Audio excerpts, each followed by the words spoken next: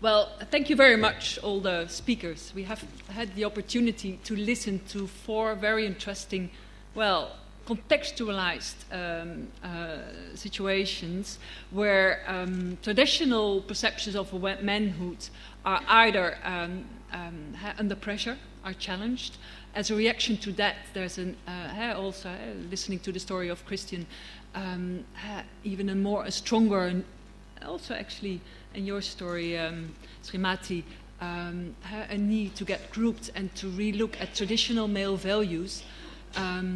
Well, maybe a first question to open a discussion: how can you place this reaction? Is it really a position of anti-feminism, or is there something happening under that attitude which challenged us, we of the so-called engendered of the gender equality community, challenging us in how to understand these responses, which I think are responses of the majority of men in the world still. Maybe Christian and Srimati like to respond to that. Is it turned on? It is. Hi.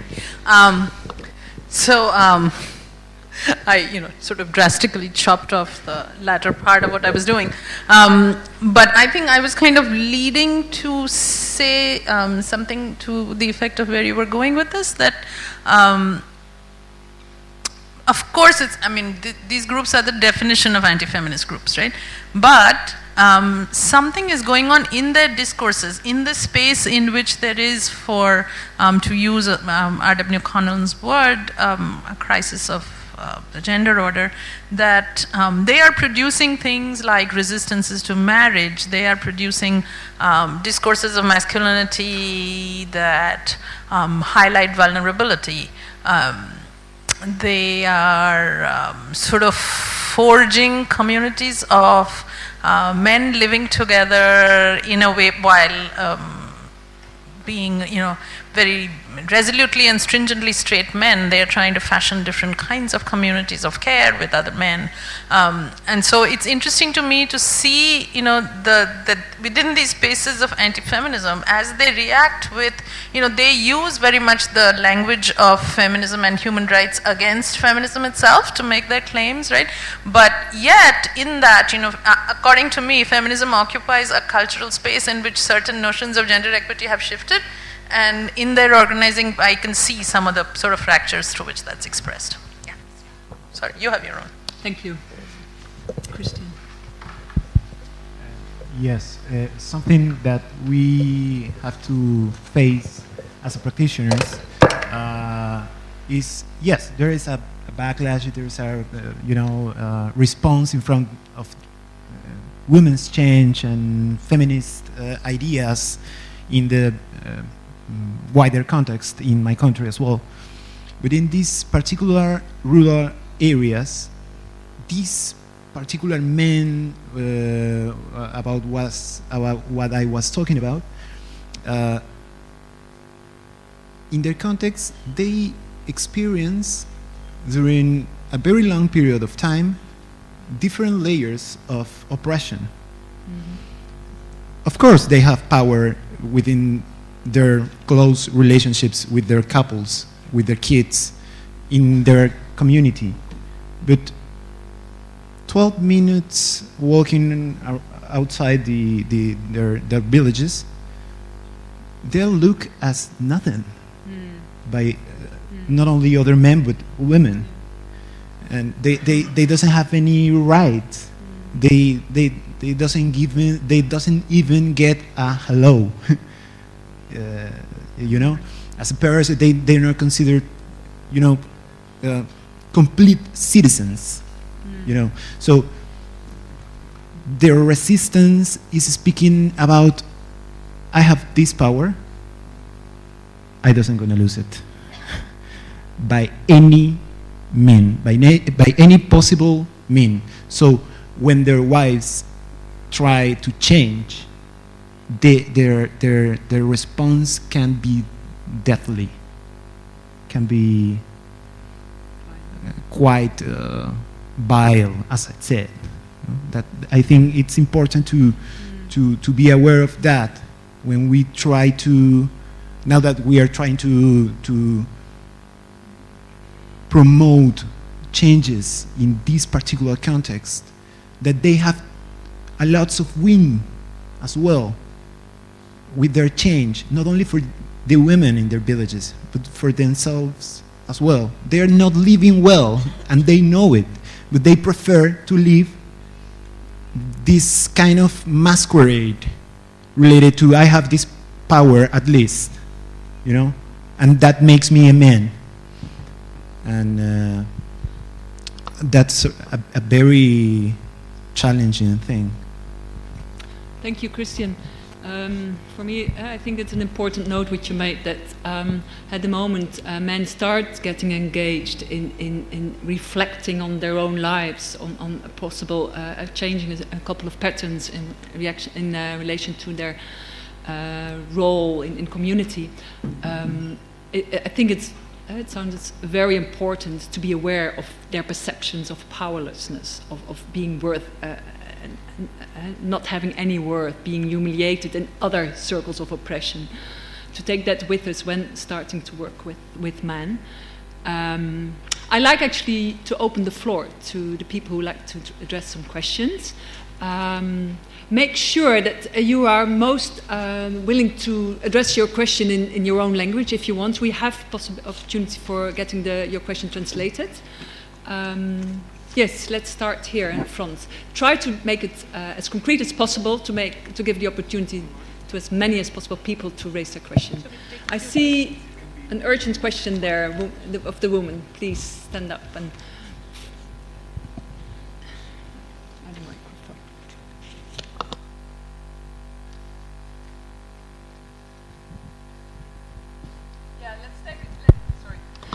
Let's take a few questions. I'll take 3 questions from the middle side to start with. My question is to Dr. Srivastav. I really liked your presentation. What I want to ask is, you spoke about this neoliberal identity of masculinity, but you also see in the Indian context the movement of the sex workers, the LGBTQI, the different sexualities coming in more than ever, and also the government recognizing the status of transgenders in this year itself. How do they sort of permeate into the society as opposed to the very imbibed, pedestrialized neoliberal identity which you spoke about? Your question, sorry, is for? Yeah, okay. Next question. Here in front. Hello, and thank you for the very comprehensive and very good presentations. First question goes to Srimati. So I'm interested in your experience within this joyful homosocial groups that you've been hanging around. Yes. Did you see any women there? What was their position, and what was their I don't know values to be there? And can you say what can we use from their practice if they're already part of the whole discourse? Can we use something, some practice and some approach to gender? The men or the women? The whole organizations. Yeah. And the second question goes to, sorry, I didn't saw your name. Sanjao. Yeah. So I'm interested more than a comment. It seems that these leaders in India that are very similar to many other countries in the world, especially in Eastern Europe, they seem to well play the post-structural agenda and the postmodernism. So actually they are playing and building new hegemonic masculinity by being complicit to the traditional masculinity and what is actual capitalistic masculinity. And that's why they somehow give rights to some groups at one point, and on the other side they are very, very conservative and traditional. So they are playing with this double bind approach. So do you think that this is their successfulness and that's why they get the majority of votes? Thank you. Thank you. Thank you. A third person? Yes, the man there was waving with his hand. Hello? No, yeah, I come back to your sides. First 3 questions here. Thank you. This was a wonderful panel. My first question is for Srimati Di. You were driving towards some of these genuine instances where people have been actually victimized as well, like 498A. Now, recently what I've noticed is that there's been a glut of coverage in the media around abuse of, around this particular piece of law. So if you could talk a bit about that, because often these few cases are often used as a sweeping generalization as to why this particular piece of law should be scrapped. To Professor Srivastav, your presentation reminds me of an essay that you had written some time back where you used this term of manageably hybrid modernity, where you were talking about this particular housing estate where within the spaces of the housing estate, a woman has the freedom to enjoy a holy party, but the moment she steps out of the housing estate, she has to negotiate a public space, and that's where perhaps her freedom will end. So when this presentation, so the notions of modernity that you're talking about, is there a sort of hybridity as well inbuilt in the construction of the Modi brand of masculinity? Thank you. The big challenge, to be brief now, because a lot of complex issues are now on the table. Try to be brief. No. Yes, start, Srimati, please. So I love the phrase "joyful homosocial world," but I in fact was going to talk at some length about the women who had been involved in it. So most typically people have come from being sisters or mothers. There's a woman who runs the All India Mothers-in-Law Forum, it's called. But other women have come in. There's a woman in Delhi who's a documentary filmmaker. So people have also come in to partly answer Shayan's question from seeing 498A as a law that they need to intervene in, right? So it's become the center of the discourse in a sort of way, right? So what to take useful from the practice is what I'm trying to figure out, right? But I draw I'm interested in the ways in which I see masculinities that are both very deeply embedded in privilege and entitlement, and yet that are trying to claim vulnerability as a form of power, sort of, and I'm delighted to introduce Shayan, who did some of the field work for me, and shares the sort of visceral challenges of this. And I think I'll just say that about 498 cases, that I said this very briefly, that it's a law that seems to be not helping women all that much. There is a 2% conviction rate under this law, right? So it becomes a law in which if you are a victim of domestic violence, the police think badly of it, the public thinks badly of it, you go to the courts, you don't really get a thing, right? But the problem really lies around the economic distribution of marriage and property, and that turning towards that law sidesteps that discussion in the media and elsewhere. Thank you. The first question, I think one of the things I'm interested in is looking at the unpredictable politics of neoliberalism. On the one hand, what happens is that alternative sexualities in the contemporary landscape, contemporary political economy landscape, with globalization, transnationalism, media communication, opens up certain spaces for alternative sexualities, okay? But simultaneously what happens is that global also produces very virulent local. So as the global so-called happens, people start talking about our traditions are being undermined. So whilst it can open up certain spaces, it can also close off. So that is what I'm interested in. So and I think I'm sort of somewhat familiar with some of the other non-militant Western contexts, including South Africa, for example. Is that unpredictability. That's why in the non-Western context, it's important to think about how to understand gender, sexuality, masculinity through local processes that actually you cannot simply read it off through a broader global neoliberal framework. That's one. Secondly, I think it's great, postmodern Modi, I hadn't thought of that. But yeah, I think the success lies in assuaging anxieties.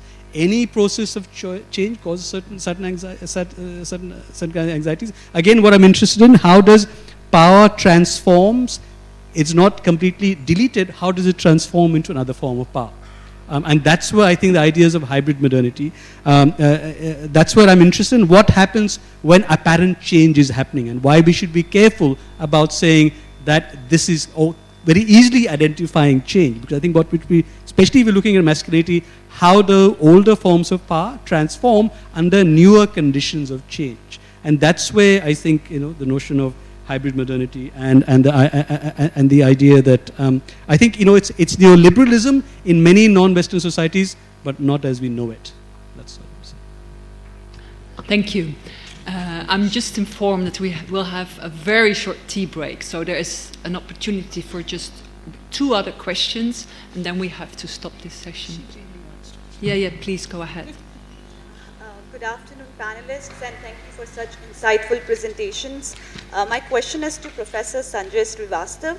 You talk about Modi masculinity, very interesting. My question is, isn't politics masculine?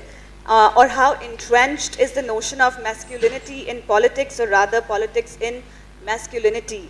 So there are gender stereotypes even in running a country, and just as there is in any other context, not just politics. And very intrigued, my second question is, I'll be very brief.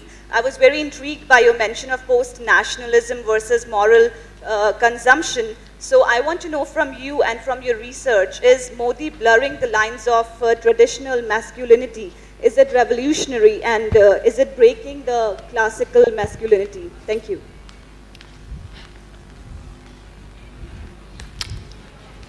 Let's give the opportunity to respond to the question.